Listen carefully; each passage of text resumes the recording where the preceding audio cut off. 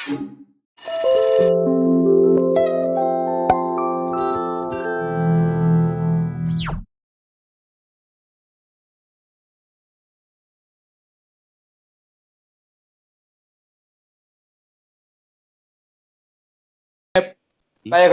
अमन।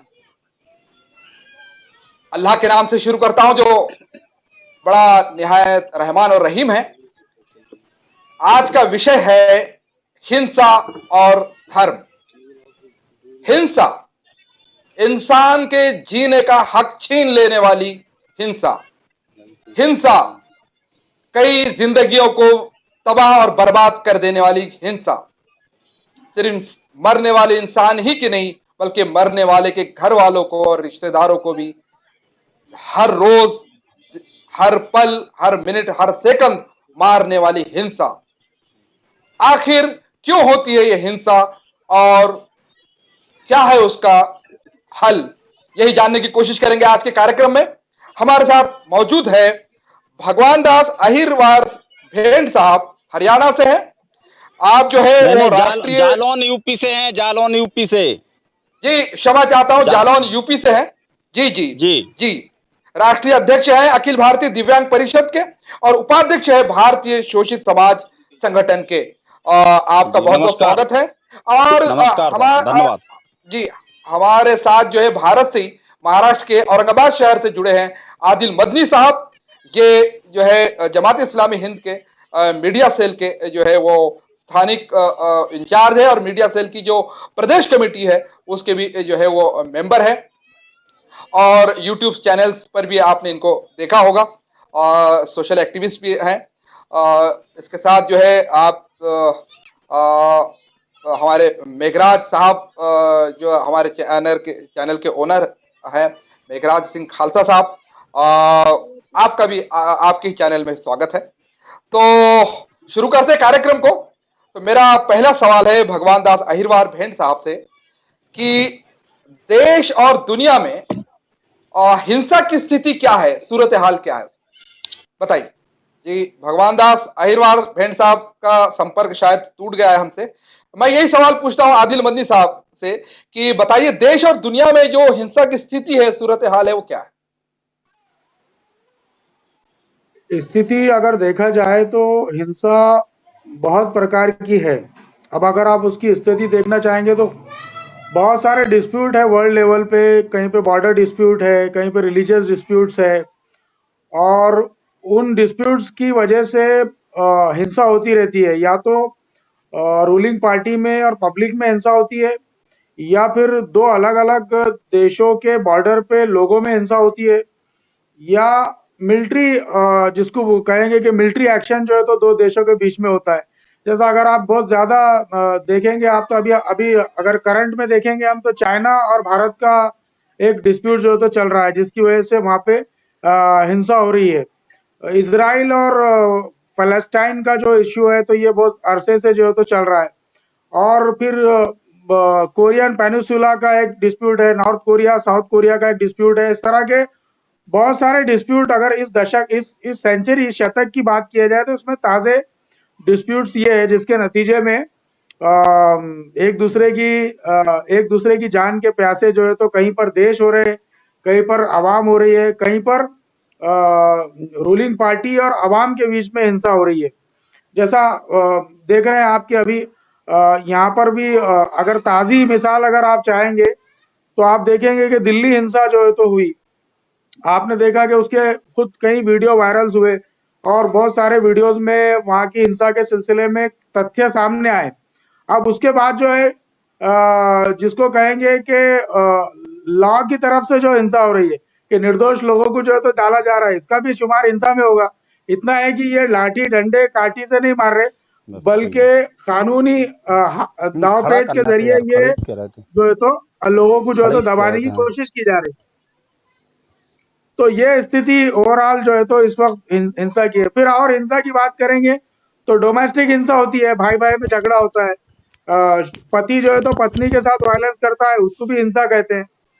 तो इस तरह की जो है तो सूरत हाल अभी देश और दुनिया की है। ये बहुत बहुत धन्यवाद मदनी साहब। मेरा प्रश्न है भगवान दास अहिरवार साहब से कि आपको जी जी पहले तो मैं विनती करता हूं कि आपका जो मोबाइल है वो थोड़ा ऊपर उठा लीजिए, तो आप पूरी फ्रेम में आ जाएंगे, आपका पूरा चेहरा माशाल्लाह। एक और थोड़ा सा ऊपर उठाइए, थोड़ा सा ऊपर जी उठाइए, वैसा ही रखते हुए जी थोड़ा सा जी ऊपर। जी जी जी, धन्यवाद। आप फ्रेम में आ गए जी, धन्यवाद, वैसे ही रखिए। तो मेरा प्रश्न है भगवान दास अहिरवार साहब से कि पूरे दुनिया में, देश और दुनिया में हिंसा की क्या स्थिति है, सूरत हाल क्या है? देखिए, आज हिंसा की तो बहुत बुरी स्थिति है पूरे देश में। पूरे देश में शोषित वर्ग का जो व्यक्ति है, शोषित वर्ग का जो व्यक्ति है, जो शोषित कमजोर तबके का व्यक्ति है, चाहे वो मुस्लिम हो या दलित हो, महिलाएं हो या बैकवर्ड हो, जो कमजोर व्यक्ति है उसके ऊपर आए दिन प्रतिदिन अत्याचार हो रहे हैं, दुराचार हो रहे हैं, दुष्कर्म हो रहे हैं, उनकी जमीनें छीनी जा रही हैं, उनके जो है घर छीने जा रहे हैं, उनके साथ आए दिन यहाँ तक कि मारपीटें की जाती हैं और मरण आसन पर, मरण अवस्था में होने के उपरांत भी पुलिस प्रशासन या यहाँ का जो शासन है वो उनके खिलाफ रिपोर्टें दर्ज नहीं हो रही हैं, मुकदमा पंजीकृत नहीं हो रहे हैं। इतना बुरा हाल है पूरे देश में कि अब तो आने वाले समय में हमें ये लगता है कि यहाँ जब तक हम लोग अगर रोड पे नहीं आते हैं तो इसको सुधार में आने का कहीं कोई वो नहीं है। बिल्कुल सही बात है। एनसीआरबी जो नेशनल क्राइम रिकॉर्ड ब्यूरो है, उसकी रिपोर्ट है कि 2016 से पहले एक दशक में जो है जितनी घटनाएं घटी है, पिछले जो घटनाएं घटी थी उससे 25% वो जो है दर बढ़ा है। और हमारे भारत देश ने 3 युद्ध किए हैं, 1962 में, 65 में और 71 में। और अगर से आप जो है वो कारगिल का भी युद्ध उसमें जोड़ ले, तो चारों युद्ध में जितने लोग दोनों तरफ से मरे हैं, जितनी मृत्यु हुई है, जितनी कैजुअलिटीज हुई हैं, उससे ज्यादा कैजुअलिटीज फसादात में भी हुए हैं और जो है दंगों में भी हुए हैं। तो बहुत ही जो है वो अफसोसनाक सूरत हाल है हमारे देश की भी और पूरे विश्व की भी। मेरा दूसरा प्रश्न है कि आदिल मदनी साहब, आपसे प्रश्न है कि हिंसा बढ़ने के क्या कारण होते हैं? क्या धर्म इसका कारण है? नहीं, मैं धर्म को इसका कारण नहीं मानता। असल में देखिए, पूरे इसका सबसे बड़ा कारण तो मैं ये मानता हूँ कि जहाँ पर भी अन्याय होगा तो उस अन्याय के विरोध में लोग जो है तो उसका विरोध करेंगे, और उसके विरोध में या तो शासन, जो शासक है वहाँ का, वो उसको या तो मान्य करेगा या तो मान्य नहीं करके वो अपनी प्रजा पे जो है तो हिंसा, बल प्रयोग करेगा। और या तो लोगों के दरमियान या भाई भाई के दरमियान कुछ हिंसा होती है तो उसका उसका कोई मजहब से लेना देना नहीं होता, एक प्रॉपर्टी है। मेरे भाई ने अगर वो मेरे पिताजी की प्रॉपर्टी है और मेरे भाई ने अगर उसको पूरा कब्जा कर लिया है तो ये हिंसा का कारण बन सकता है दोनों भाइयों के बीच में। पति पत्नी है, पति पत्नी एक प्रेम जो संबंध होते हैं, एक उल्फत होती है पति पत्नी के बीच में। अगर उस दरमियान अगर पति पत्नी अगर अपना जो एग्रीमेंट है उसके हिसाब से एक दूसरे से मोहब्बत ना करे, या दोनों में से कोई एक बेवफाई करे, या दोनों में से एक कोई एक दूसरे के अधिकारों का हनन करे, तो फिर उसमें भी जो है तो हिंसा होती है। मेजॉरिटी केसेस में पति की तरफ से ज्यादती होती है, कहीं पर पत्नी की तरफ से भी होती है। तो इसको जो है तो धर्म को आधार बनाया जा सकता, उसको इस बुनियाद पे हो सकता है कि कोई अगर धर्म की गलत तशरीह कर रहा है या गलत धर्म को की मिस इंटरप्रेशन कर रहा है और धर्म के नाम पर अगर वो कर रहा है तो फिर वो ये कहा जा सकता है कि भाई वहां पे धर्म कारण है, क्योंकि कारण धर्म को बनाने की कोशिश भी होती है। इसकी मैं मिसाल देता हूं आपको कि हम ये एक सिंपल बात है कि 9/11 एक जो वाकया हुआ पूरे देश में, पूरे वर्ल्ड में जो है तो देखा, उसको लाइव टेलीकास्ट जो है तो लोगों ने देखा। उसके बाद से बहुत एक ऑर्गेनाइज वे में मीडिया के जरिए, स्टैटिस्टिक्स के जरिए पूरे देशों के अंदर जो है तो ये परसेप्शन क्रिएट किया गया कि ये 9/11 के पीछे जो है तो इस्लामिक आतंकवाद जो है तो शामिल है। लेकिन हमने ये देखा कि 9/11 के जो तथ्य बाद में आते रहे और अभी तक आ रहे हैं, तो उन तथ्यों के अंदर बहुत सारी चीजें जो है तो पब्लिक को समझ में आई। अब हम यहाँ भारत में बैठकर तो बहुत सारी बातें कर सकते हैं, लेकिन खुद जो हमारे वहाँ मित्र है वो उन्होंने भी उसकी स्टडी की होगी, उसके तथ्यों को जानने की जो है तो कोशिश की होगी। तो जो उसमें जो दो व्यू है, उसमें एक व्यू ये है लोगों का कि WTC का जो पूरा डेमोलिशन है वो कंट्रोल डेमोलिशन है, ये भी एक थ्योरी उसमें काम कर रही है। और वो किया ही इसलिए गया था ताकि नेशनल लेवल पे ये परसेप्शन क्रिएट किया जा सके कि इसके पीछे इस्लामी आतंकवाद जो है तो शामिल है, ताकि अलग अलग देशों पे अपना वर्चस्व कायम किया जाए, एक कॉलेशन बनाया जाए और उस कॉलेशन के जरिए तेल के कुओं पे जो है तो कब्जा किया जाए। ये एक परसेप्शन है, हो सकता है ये गलत हो ना भी हो, लेकिन ये परसेप्शन है, ये मानना पड़ेगा। तो अब इन्होंने कोशिश की कि धर्म को आधार बनाने की, तो धर्म तो ये नहीं कहता, इस्लाम धर्म तो ये कहता है कि अगर किसी ने एक इंसान की जान बचाई तो उसने पूरी मानवता की जान बचाई।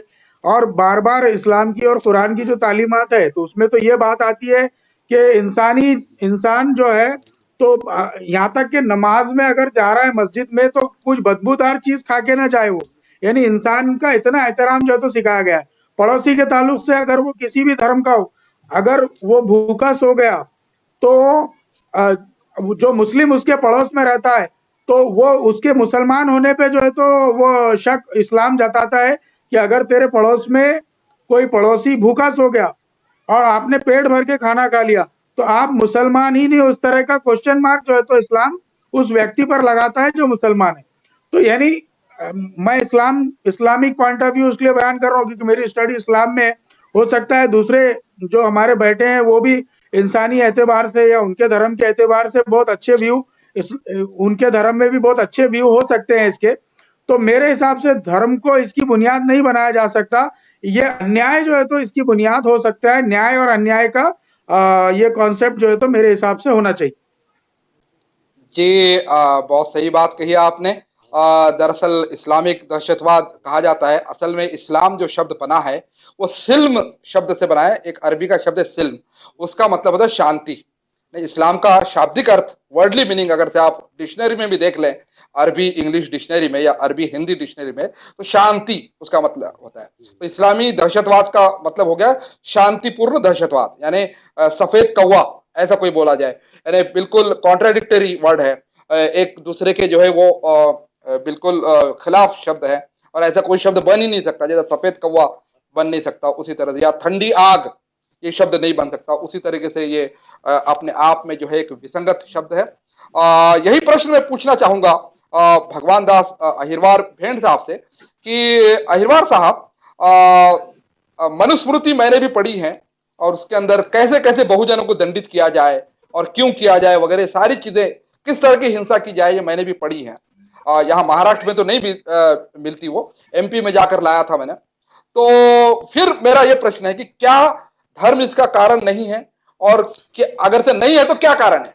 जी नहीं, इसका कारण सच्चाई तो ये है कि ये हमें जो हमारा देश है, हमारा जो देश है भारत देश, इसमें जो है सारे धर्म गंगा जमुना की तहजीब वाला देश है। हम लोग सारे लोग जो है एक थाली में एक साथ खाने पीने वाले लोग रहे हैं, और ये लोग किसी ना किसी तरीके से हम लोगों को जात धर्म के नाम पर बांटने का ही काम कर रहे हैं। इनका मेन उद्देश्य ये है कि कमज़ोर वर्ग जो भी है, चाहे वो मुस्लिम हो, बैकवर्ड हो या SC हो, इन लोगों को किसी प्रकार से जो 5000 वर्ष पहले राजसी शासन हुआ करते थे उस प्रकार का ये शासन लाना चाहते हैं, गुलाम बनाकर सबको रखना चाहते हैं। और ये अंधविश्वास में, जैसे कि देखिए आप, कोरोना का समय था, बीमारी महामारी चल रही थी, ये ताली और थाली बजवाने का काम कर रहे हैं।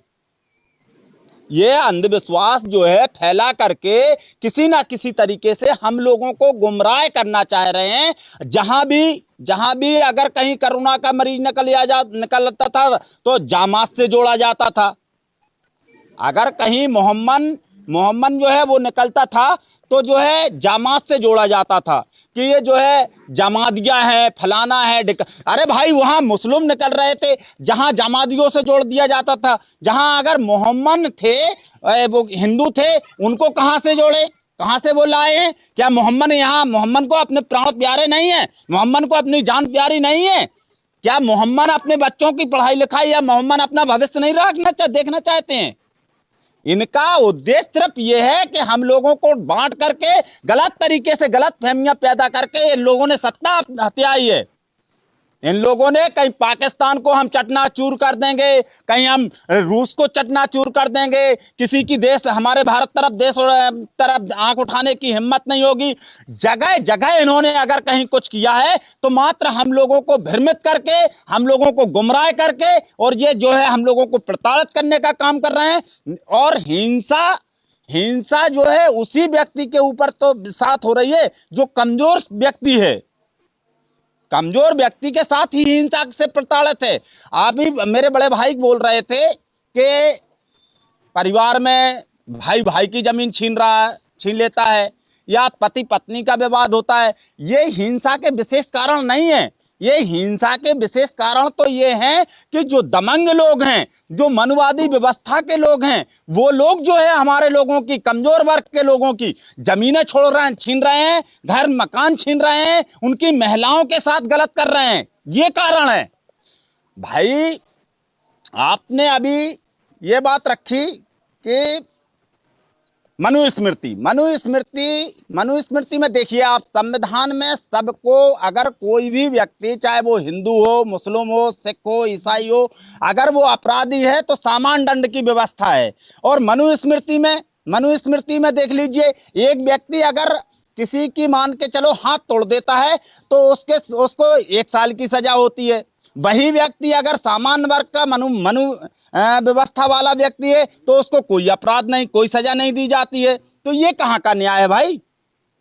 मनुस्मृति जो व्यवस्था है उसी को तो ये लागू करना चाहते हैं ताकि हम समस्त लोगों को, सिर्फ मनुवादी लोगों को छोड़ करके, मनुवादी व्यक्तियों को छोड़ करके बाकी अन्य समस्त व्यक्तियों के ऊपर अत्याचार किया जाए, दुष्कर्म किए जाएं, उनको प्रताड़ित किया जाए।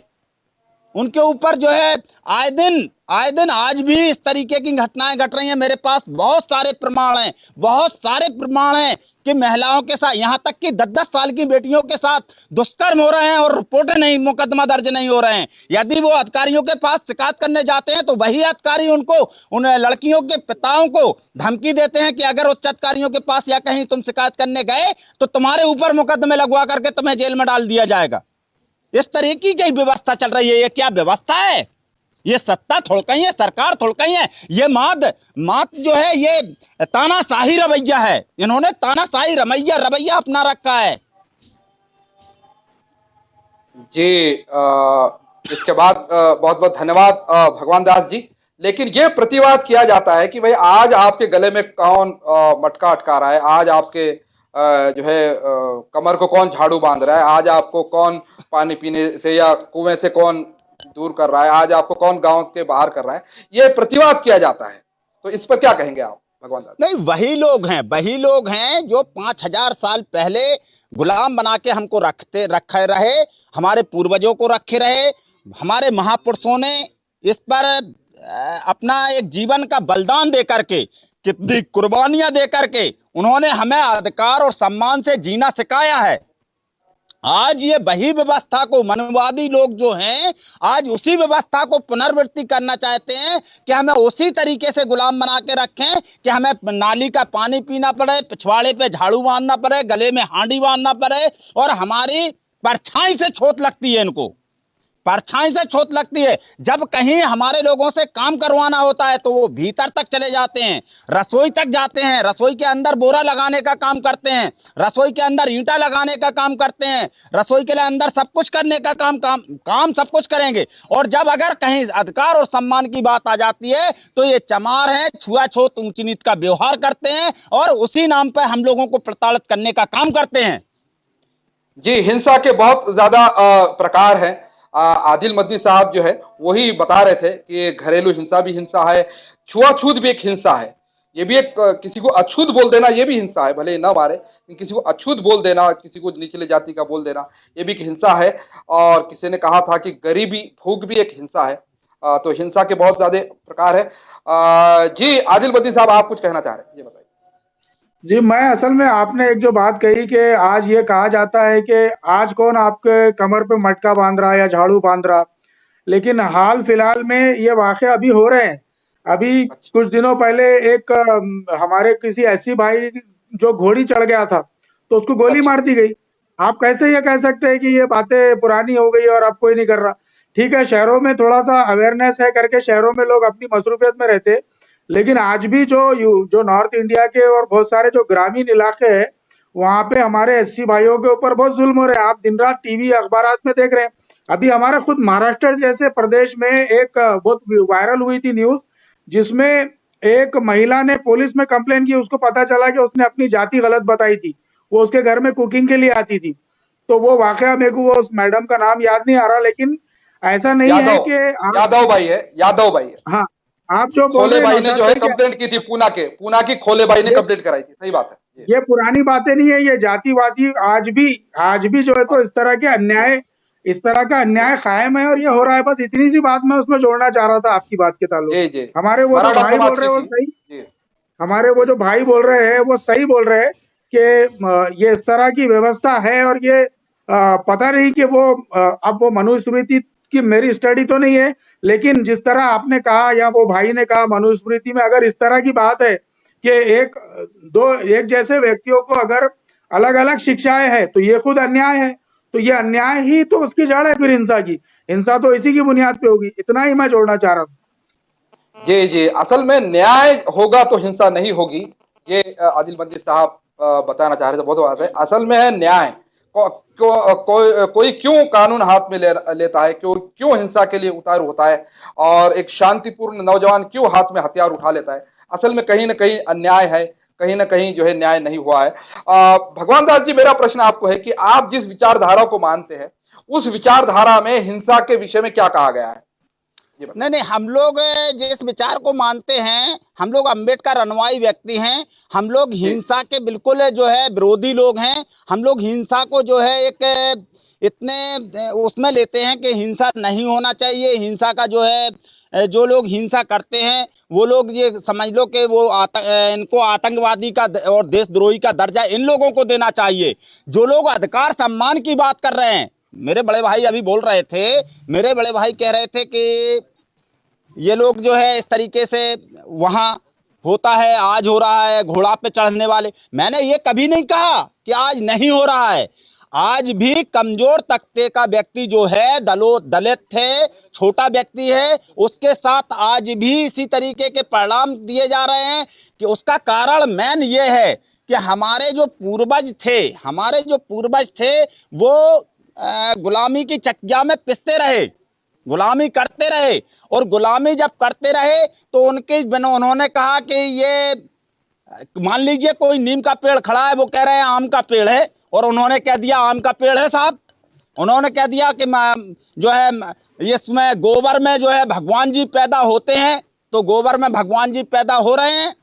अगर हमारे लोगों ने मानते रहे तो वो जो है कहीं कोई दिक्कत नहीं हुई, और चूंकि गुलामी भी कर रहे थे। आज हमारा जो पढ़ा लिखा युवा है, शिक्षित हो गया है। शिक्षित होने के कारण आज वो व्यक्ति जानता है कि नहीं, इसमें जो है इस तरीके से ऐसा नहीं है, ये नीम का पेड़ है, ये गोबर है, इसमें भगवान जी पैदा नहीं हो सकते हैं। इसमें जो है हम लोगों को शिक्षा, जब हम शिक्षित होंगे तभी हमें सरकारी नौकरियां मिलेंगी। वो जो है इसी बात का विरोध है। इसी कारण से वो जो है हमें हाँ मिलाने का काम नहीं कर रहा है, उनकी गुलामी को स्वीकार नहीं कर रहा है। इस कारण मनुवादियों की जब गुलामी को स्वीकार नहीं कर रहे हैं, और मनुवादी कोई एक जात नहीं है, मनुवादी सोच है, मनुवादी एक मानसिकता सोच है। हाँ, मानसिकता है मनुवादी। जो लोग मनुवादी मानसिकता के व्यक्ति हैं, चाहे वो दलित भी हो सकता है उस व्यक्ति, उस मानसिकता का, मुस्लिम भी हो जी, सकता है, सही। मुस्लिम तो भी हो सकता है उस मानसिकता का। जिन सही लोगों है। की मनवादी मानसिकता है, उस मानसिकता हम लोग पुरजोर विरोध करते हैं। और ऐसा कोई भी, चाहे वो कुरान हो या गीता हो, किसी भी वेद में ऐसी बात नहीं आई है। उसमें तो ये आया है कि परहित सम सरस नहीं भाई, पर पीड़ा नहीं दोष समाई। अगर हम किसी व्यक्ति को परेशान करते हैं, किसी व्यक्ति के साथ हम अत्याचार करते हैं, तो हमें उसका दोष स्वयं मिलेगा। लेकिन ये लोग ये नहीं सोच रहे हैं। ये लोग किसी भी ना तो शास्त्र को मान रहे हैं, ना किसी ज्ञान को मान रहे हैं, ना किसी वेद को मान रहे हैं, ना किसी पुराण को मान रहे हैं। ये मात्र ये इनकी मानसिकता है, किसी तरीके से हम कमजोर वर्ग को जो है गुलाम बनाने का काम कर रहे हैं। इनकी गुलामी की सोच है, किसी तरीके से हम 500 साल पहले की जो है स्थितियां कायम कर दें। और 500 साल पहले जो स्थितियां थी कि गुलामी बनाकर रख रहे थे, इन्हें धन रखने का अधिकार नहीं था, संपत्ति रखने का अधिकार नहीं था, महिलाओं को बराबरी, इनको जो है चबूतरे पर बराबरी पर बैठने का अधिकार नहीं था, इनको हमारे साथ अच्छा पानी पीने का अधिकार नहीं था, अच्छा भोजन करने का अधिकार, सड़ा भूसा भोजन, मरे हुए जानवरों का मांस खाने का वो था। तो वही जो है व्यवस्था ये लाना चाहते हैं। चाहे वो ये भूमि अधिग्रहण बिल जो किसानों की हत्या बिल आया है, उसको भी देख लीजिए। उसको लाने का एक ही सोच है इनकी कि किसान हमारा जो कुछ हम लोग जो मजदूरी करके या अपना खून पसीना बहा करके हम लोगों ने जो अपने बच्चों को शिक्षा दी है, दिलाई है, उसको जो है कमजोर करने का काम कर रहे हैं। अर्थव्यवस्था में जब किसान भी टूट जाएगा तो मात्र हम लोग गुलाम बनेंगे, और गुलामी की ही ये जड़ पैदा कर रहे हैं। निजीकरण से लेके आरक्षण से लेके सारी व्यवस्थाएं इनकी जो है चकनाचूर व्यवस्थाएं कर दी हैं इन्होंने। ये भगवान दास जी, ये बात तो सही है आपने कही कि किसी विशेष धर्म या किसी समुदाय के विरोध में हम बात नहीं कह रहे हैं। वैसे जो भी ये कार्यक्रम में अपने ओपिनियंस बयान कर रहे हैं, उसका जो है जो आयोजक है या फिर वॉइस ऑफ मानवता है, उससे सहमत होना आवश्यक नहीं है। हम ये डिस्क्लेमर पहले बताते हैं, लेकिन ये बात बिल्कुल सही है कि मानसिकता असल में है। अगर से कोई सो कॉल्ड मुस्लिम की भी ये मानसिकता है तो वो सच मानों में मुस्लिम ही नहीं हो सकता। पहली बात तो ये है, वो मनुवादी हो सकता है, हालांकि नाम उसका रफीक शफीक हो सकता है, लेकिन वो एक्चुअली मुस्लिम ही नहीं हो सकता, पहली बात तो। दूसरी बात तो ये है कि बात ये है कि अब इसका उपाय क्या है। मैं आदिल मदनी साहब से ये क्वेश्चन करूंगा कि हिंसा की रोकथाम करने के लिए क्या उपाय हो सकते हैं। देखिए, और ये भी बताइए कि आप जिस धर्म को मानते हैं उसमें जो है इस हिंसा की रोकथाम के लिए क्या कहा जी। देखिए, इसमें मैंने आपको बताया कि ये किसी एक वर्ग विशेष या किसी एक देश का मसला नहीं, बल्कि ये पूरा यूनिवर्सल मसला है। जहां पर भी अन्याय होगा तो उस अन्याय के विरोध में हिंसा होगी। अब उसका हल क्या है? उसका हल यही है कि न्याय व्यवस्था जो है तो कायम की जाए। अब समानता जो है तो समानता लोगों में होनी चाहिए। काले गोरे का कानून जो है तो नहीं होना चाहिए कि भाई काला अगर है तो उसके लिए अलग। जैसा अभी अमेरिका में आपने देखा कि कितना जो है तो द्वेष फैला। अभी हाल फिलहाल में दो महीने पहले जो इवेंट हुआ, हालांकि पैंडेमिक के दौर में इतने एजिटेशन हुए, तो ये व्यवस्था खत्म करना पड़ेगी। अब ये व्यवस्था के लिए आपको ये देखना पड़ेगा कि किस धर्म की तालीमात में ये है कि भाई काले गोरे में कोई फर्क नहीं है। मैं आपको प्रेषित मोहम्मद सल्लल्लाहु अलैहि वसल्लम ने जब आखिरी खुतबा दिया अपना, जब उन्होंने कहा कि भाई अब इसकी कंप्लीट हो गई शिक्षण, यानी इसकी तालीमात, इसकी शिक्षा जो है तो मैं कंप्लीट कर चुका हूं, उस वक्त उन्होंने जो आखिरी खुतबा दिया था उसमें उन्होंने वहां जो लोग थे उनसे कहा कि मैं जो बातें आप तक पहुंचा रहा हूं तो अब आप अगले आने वाले लोगों तक पहुंचाना। और उसमें बातें क्या थी? वो ये थी कि कोई गोरा और काले में कोई जो है तो अंतर नहीं है, और अजमी और अरबी, ये अजम जो है, अरब जो है तो देश है, अरब के आदमी को अरबी कहते हैं, और जो अजम यानी जो गैर अरबी है, नॉन अरबी है, उसको अजमी कहते हैं।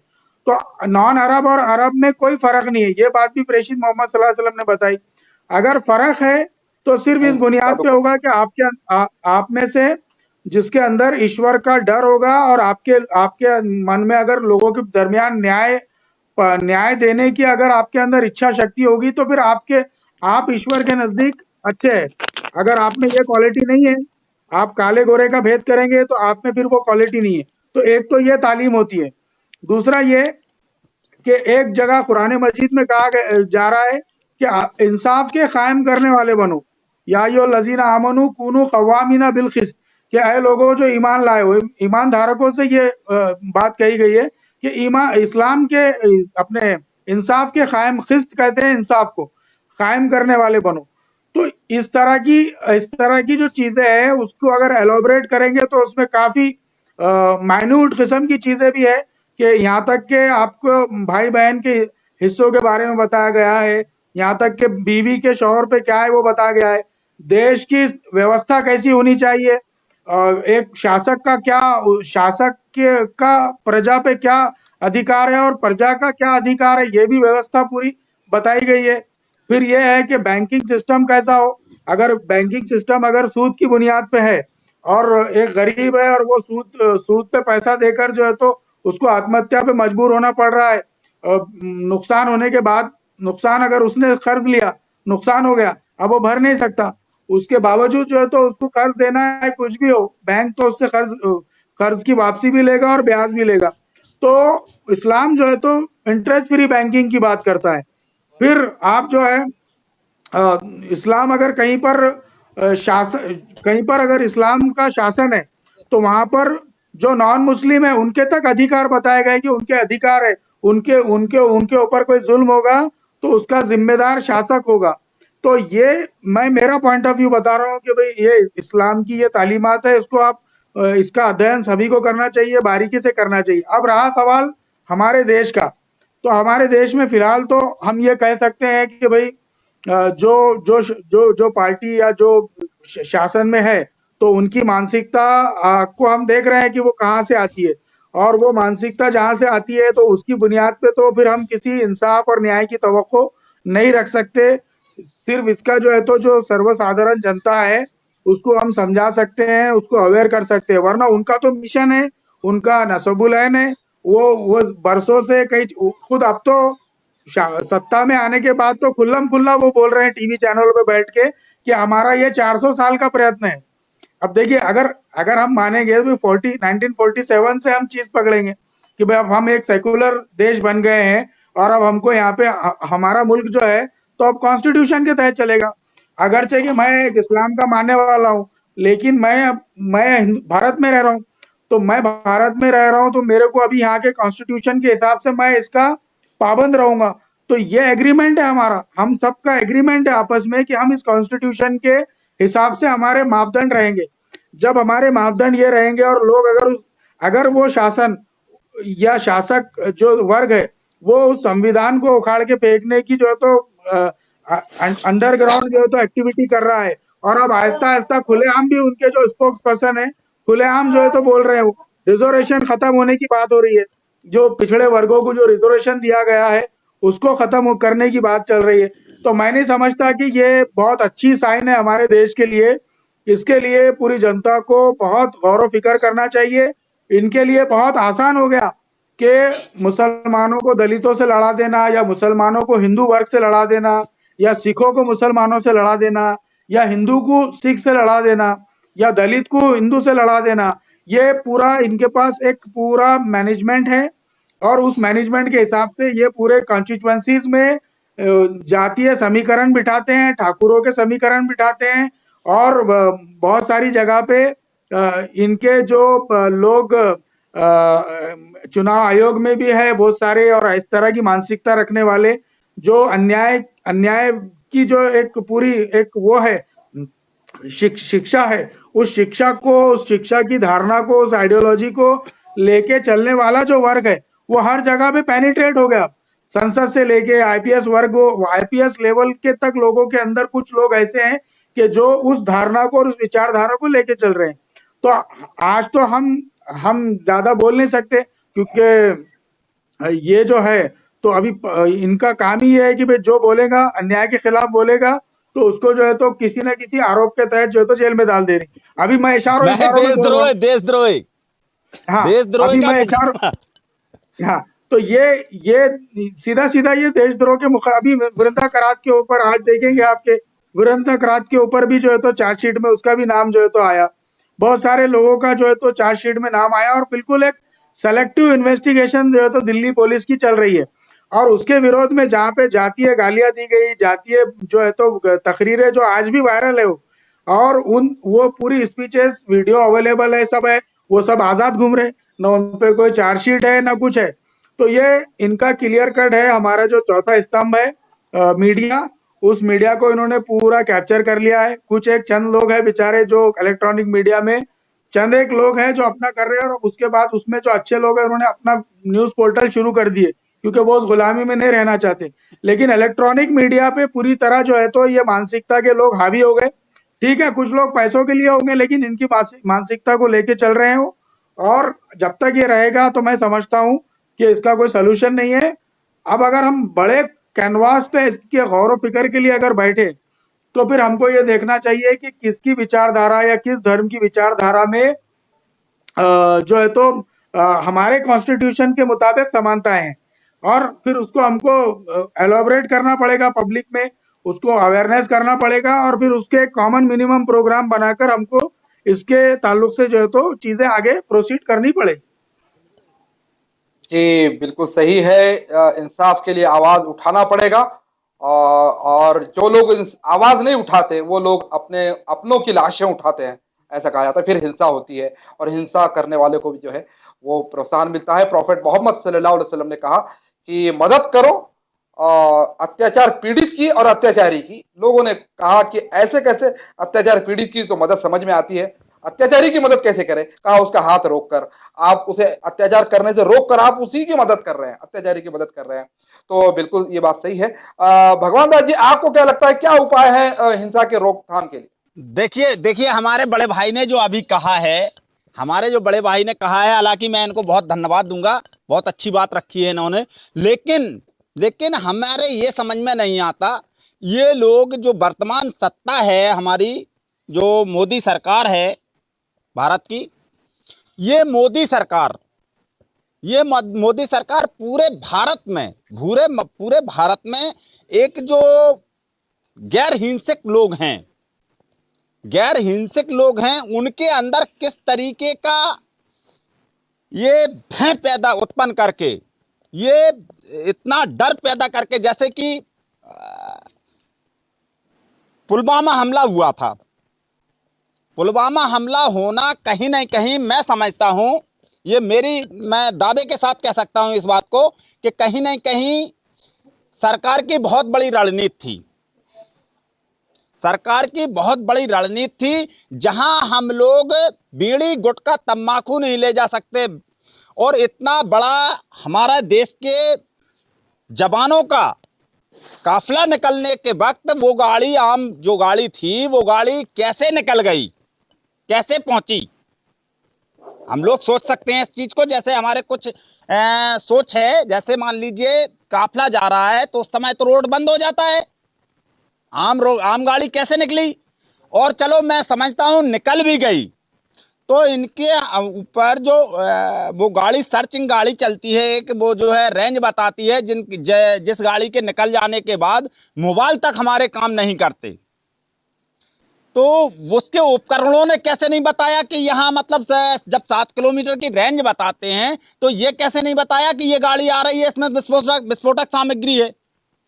चलो मैं समझता हूं वो गाड़ी को 5वें स्थान पे जो गाड़ी चल रही थी, वो गाड़ी बुलेट प्रूफ नहीं थी, उस गाड़ी से ही उस गाड़ी को लड़ाया गया। ये भी एक षड्यंत्र के तहत है या नहीं है? इसके बाद जहां वो हमला हुआ, वहां जो है आतंकवादी कैसे छिपे हुए थे, उसकी जांच आज तक कहां गई? क्यों नहीं जांच आई? दोषियों के ऊपर कार्रवाई क्यों नहीं हुई?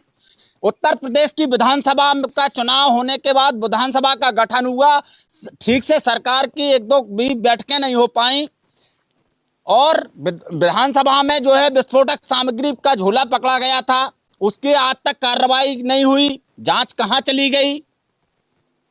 इसके बाद और भी तमाम ऐसे मुद्दे हैं। उसका मूल कारण यह है कि जब तक अपराधियों के ऊपर सख्त कार्रवाई नहीं होगी, हालांकि मैं मायावती जी का मैं समर्थक नहीं हूं, खुले मंच से कह रहा हूं, खुले आपके चैनल के माध्यम से कह रहा हूं कि मायावती जी का मैं समर्थक नहीं हूं, परंतु मायावती जी का लॉ एंड ऑर्डर जो था, मायावती जी की सरकार में जो अपराध कानून व्यवस्था थी, उस कानून व्यवस्था की पूरा देश लोहा क्यों मान रहा आज?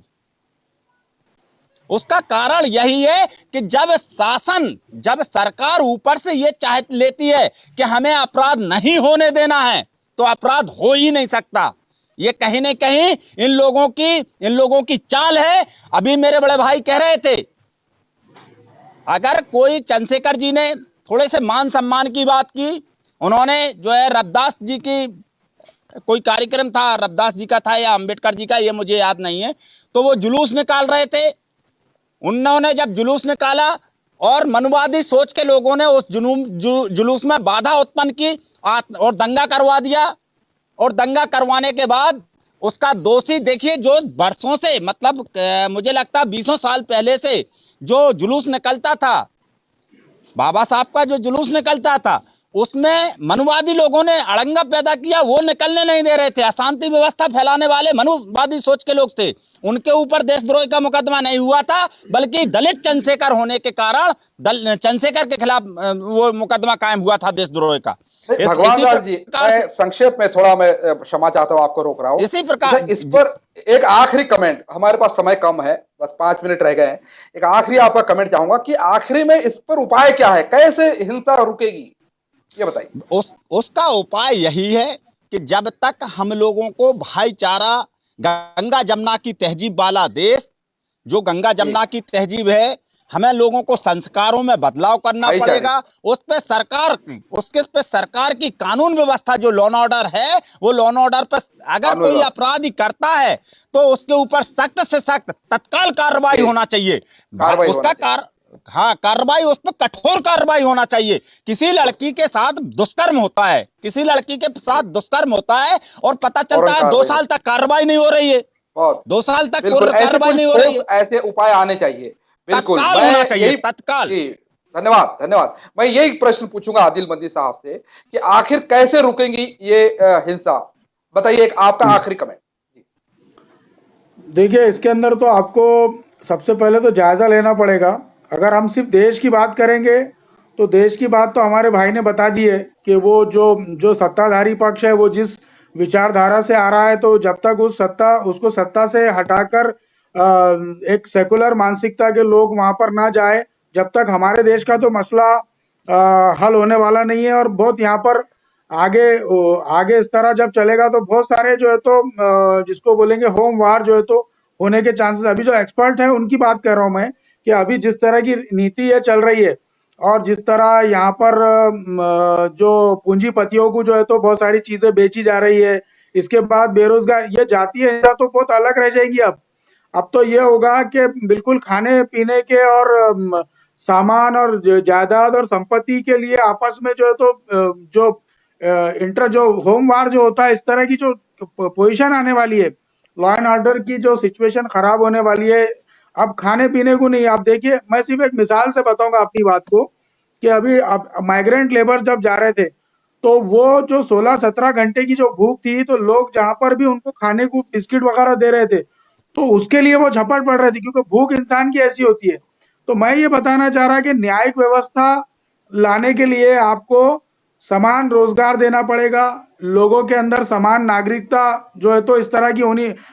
समान नागरिकता से मुराद वो समान नागरिकता नहीं है कि किसी एक कानून के तहत बांधे, मैं समान अधिकार जो है तो देना पड़ेंगे। अधिकार जी समान अधिकार जो है तो आपको देना पड़ेंगे। और उसके साथ साथ जो है तो ये हमारे देश के अंदर हमको करना पड़ेगा। और अगर हम वर्ल्ड लेवल पे अगर देखें तो आपको यही कायम करना पड़ेगा कि पूरे विश्व में इंसाफ कायम करने के लिए क्या लाहे अमल हो सकता है। और हमको फिर सब अपने अपने जो भी विचारधारा है, अपनी विचारों पे गौर करना पड़ेगा कि क्या मेरा विचार इस दुनिया में चलने के काबिल है या नहीं। हर किसी का विचार होता है, कोई किसी का धार्मिक विचार हो सकता है, किसी का सेकुलर विचार हो सकता है, कोई इथिक यानी इसको कहेंगे कि कोई नास्तिक हो सकता है जो ईश्वर को ही नहीं मानता। तो अब इन सब के विचारों को हमको उसका बहुत अच्छे से रीडिंग करना पड़ेगी, उसको जो है तो वो करना पड़ेगा कि इन सब के विचारों में लोगों में न्याय पैदा करने के लिए, समान अधिकार देने के लिए कौन सी विचारधारा जो है तो सूटेबल है, इसका हमको सबको ज्यादा लेना पड़ेगा। ऐसा नहीं है कि मैं मुस्लिम हूं तो मैं अपनी बात कर दूं और कहूं कि सब इसके आगे गलत है। मुझको भी दूसरे धर्म का मुताला करना पड़ेगा, मनुस्मृति को पढ़ना पड़ेगा। आज जैसा बात आई अभी कि उसके अंदर इतनी बात है तो मेरे को तो मनुस्मृति पढ़नी पड़ेगी कि अगर 2 लोगों को अलग अलग शिक्षा दी हुई है तो मेरे को तो पढ़ना पड़ेगा, क्योंकि ये बिल्कुल ये जो लेटेस्ट ह्यूमन राइट्स के वायलेशन है ये बहुत बड़ा, कि अगर इस तरह दो नागरिकों के लिए अलग अलग शिक्षाएं है तो ये तो बहुत बड़ा वायलेशन है। तो मैं खुद आज इस डिबेट के माध्यम से ये मनुस्मृति जो है तो पढ़ूंगा, आगे जाके मैंने ये करा है कि उसमें और क्या क्या चीजें देखना पड़ेगी। उसी तरह अगर किसी को लगता है कि इस्लाम धर्म में बहुत बड़ा खतरा है और इस्लाम धर्म की किताबों से अगर आप ये समझ रहे हैं कि इस्लाम धर्म खतरा है तो उस खतरे को पढ़ो, उसमें और क्या क्या खतरा है उसको मालूम करो। हो सकता है ये मेरा व्यू है, आपका व्यू उसके खिलाफ हो, तो आप खिलाफ की चीजों की साजिश को समझने के लिए कुरान को पढ़ो, लेकिन वो कुरान मत पढ़ो जो इंटरनेट पे आपको मॉडिफाई करके चीजें डाली गई है। अवैसी साहब क्या कह रहे हैं वो डाला गया है, एजाज खान क्या ट्रांसलेशन बोल रहे हैं, मॉडिफाई। तारिक फतेह क्या बोल रहे हैं, वो इस्लाम नहीं है। इस्लाम असल में आपको कुरान जो टेक्सचुअल फॉर्मेट है वो 1450 साल से वो सेफ है, वो टेक्सचुअल फॉर्मेट है, उसको आप अपनी भाषा में ट्रांसलेट करके पढ़िए। ये जब हम करेंगे तो हम सबको एक कॉमन मिनिमम एजेंडे पे पहुंचना पड़ेगा, उसके बाद ही हम पहुंच सकते हैं। उसके रीडिंग के बगैर हम कोई कॉमन मिनिमम एजेंडे पे नहीं पहुंच सकते हैं। उसकी सीधी मिसाल एक छोटी सी देके मैं अपनी बात को समेटूंगा कि अगर मैं कह रहा हूं कि ये कीबोर्ड का रंग काला है, आप कह रहे हैं नहीं सफेद है, तो जाहिर सी बात है कि इसके लिए हमको पूरा एक देखना पड़ेगा और कलर के एक्सपर्ट को लाना पड़ेगा, वो हमारे बीच में फैसला करेगा। तो हमारी विचारधारा के जो टेक्सचुअल फॉर्मेट है उसमें बहुत सारी भ्रांतियां है, लेकिन मैं कम से कम कुरान के ताल्लुक से ये कह सकता हूँ कि ये बहुत सेफ है। 1450 साल पहले का अगर आप कॉपी निकाल के देखें, आज की कॉपी निकाल के देखें, तो इसमें कहीं भी आपको फर्क महसूस नहीं होगा। इतनी बात कह के मैं अपनी बात खत्म करूंगा। जी, बहुत अच्छी चर्चा रही। बात सामने ये उभर के आई कि देखिए, पहले तो जैसा भगवान दास जी ने कहा कि न्याय होना चाहिए, कार्रवाई होना चाहिए। जो सर भी पुलिस है, जो भी जवान है, फौजी है, वो जरूर हथियार का इस्तेमाल करेंगे इसके लिए, हिंसा को रोकने के लिए, कानून के दायरे में रहकर सारी चीजें जो है वो देह दंड नीति का अपनाएंगे। ये तो एक बात है। दूसरा जो है वो व्यवस्था परिवर्तन की बात है और भाईचारा होना चाहिए। जैसा कि आदिल मदनी साहब ने भी कहा कि समन्वय होना चाहिए, कि आदिल मदनी साहब जो है वो ग्रंथ पढ़े जो भगवान दास जी के पास है और भगवान दास जी वो ग्रंथ पढ़े जो आदिल मदनी साहब के पास है, या जो है मेघराज जी खालसा साहब के पास जो ग्रंथ है उनकी गुरुबानी मैं पढ़ूं और जो है मेरे पास जो कुरान का जो है गुरुमुखी में अगर से भाषांतर है या फिर हिंदी में है, अंग्रेजी में, आज तो कई भाषाओं में आ गए, वो कुरान पढ़े। तो क्योंकि नफरत इसकी जड़ में है, हिंसा के जड़ में नफरत है। नफरत को अगर से निकालना है दिलों से, क्यों नौजवानों को इस्तेमाल किया जाता है दंगों के लिए और इसके लिए, क्योंकि नफरत उनके दिल में भरी गई है, उनका दिमाग को खराब किया गया है, ब्रेन वॉश किया गया है। तो उनके दिलों को धोना चाहिए। मेरे पास कुछ युवा आए और उन्होंने कहा कि नौशाद उस्मान साहब, आपके पोस्ट हमने पढ़े, हमारी पहले सोच थी मुसलमानों के ताल्लुक से वो बदल गई है, वो बदल गई है, अब हम वो वैसा नहीं सोचते। तो इस तरह के अगर से कुछ लोगों के दिलों को बदल सके, हम कुछ लोगों के जहनों को अगर से बदल सके कि पहले जो नफरत जो थी वो हट जाएंगी, सब लोग एक जो है वो जैसा कि कहा कि एक निराकार परमात्मा को मानने लगेंगे, हम एक माता पिता की संतान है, आदम आदमी बिल्कुल है, एक बिल्कुल आदम की बिल्कुल संतान है। बिल्कुल अगर से इस बात को मानेंगे और जो है एक दूसरे के विचारों को समझेंगे तो शायद जो है क्रांति आ सकती है और शायद जो है ये देश फिर से सोने की चिड़िया बन सकता है, फिर से जो है अमन शांति से हम रह सकते हैं। पूरी दुनिया, ये देश ही नहीं बल्कि पूरी दुनिया अमन से रह सकती है। तो एक तो न्याय पर व्यवस्था और दूसरा है समन्वय। तो आमतौर पर टीवी चैनलों में ऐसा कुछ उभर के नहीं आता निकल के आज, लेकिन ये कुछ चीजें जो है निकल के आई है। हमारा बहुत अच्छा डिस्कशन रहा आज का, तो बहुत बहुत धन्यवाद भगवान दास अहिवार भेंड साहब और आदिल मदनी साहब, आप दोनों का भी, आपने इतना कीमती जी समय हमको दिया। अगले हफ्ते फिर कभी किसी विषय और नए मेहमानों के साथ हम हाजिर होंगे। तब तक के लिए मैं नौशाद उस्मान आपसे इजाजत चाहता हूं इस पैगाम अमन कार्यक्रम में। धन्यवाद। अल्लाह हाफिज।